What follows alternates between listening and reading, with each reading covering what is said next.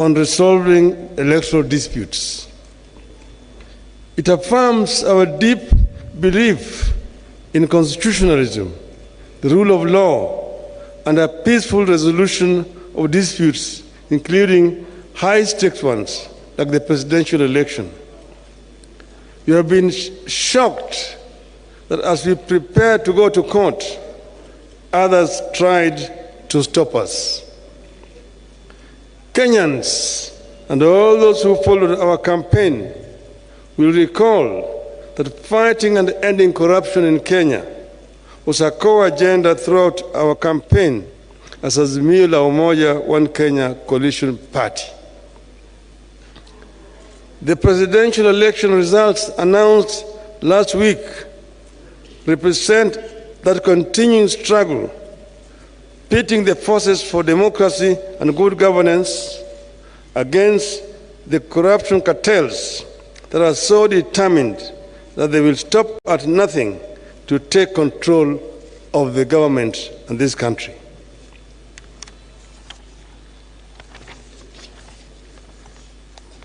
This is a do-or-die battle for the corruption cartels who have everything to lose should the forces of democracy take over. The corruption cartels are prepared to compromise electoral systems, bribe electoral officials, make security systems look other way, or even kill in order to find their way to power and their ill-gotten wealth and continue stealing from the public. We believe this is what happened in this election.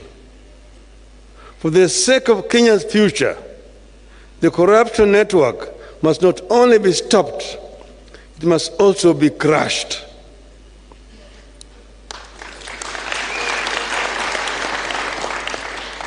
This attempted takeover of the country in this election has not been an isolated phenomenon.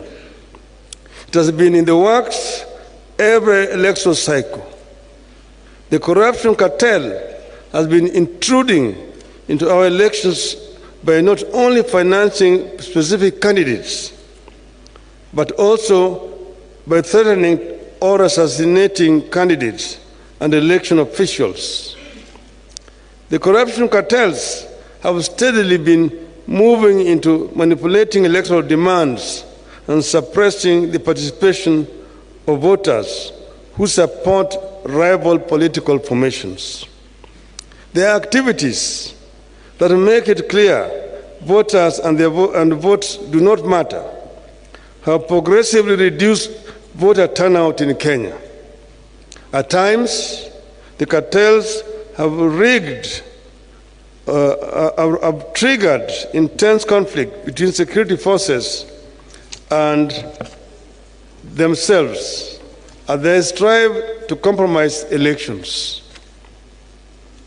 Slowly but steadily, these forces are killing our hard-won democracy and are trying to return Kenya into a one-party state in their own interests. We have seen the speed with which they have moved to buy elected leaders just within 1 week. After being denied the numbers at lower levels elections, like members of the National Assembly, members of the county assemblies, and governors, these corruption cartels are working and buying leaders who have been elected on other parties' tickets to kill our democracy and also make the work of containing corruption at lower levels equally less effective. All these efforts have important political costs for our country, and they should not be underestimated. The corruption cartels know there are multiple benefits for them if they take over. Their members dealing in illegal drugs will thrive through greater ease in the transportation and distribution of drugs throughout the country. They will access intelligence information for more corruption.